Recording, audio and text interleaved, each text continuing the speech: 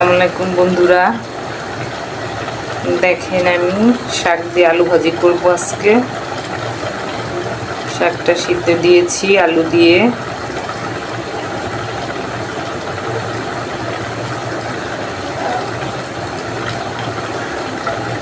সবাই জানাবেন আমার শাক আলুর লুকটা কেমন হয়েছে।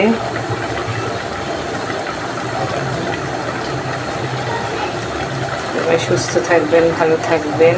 আল্লাহ হাফেজ। এই দেখেন বন্ধুরা, এই দেখেন শাক ভাজি কেমন হয়ে গেছে। এটা কিন্তু আরেক রকমের শাক ভাজি।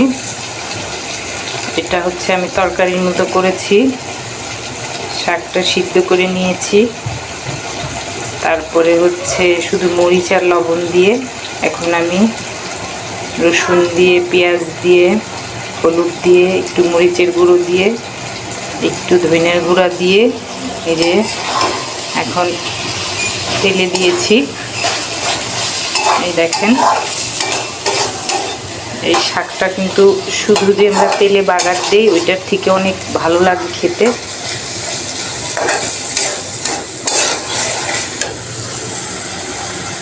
সবাই সুস্থ থাকবেন, ভালো থাকবেন, এভাবে শাক ভাজি করে খাবেন।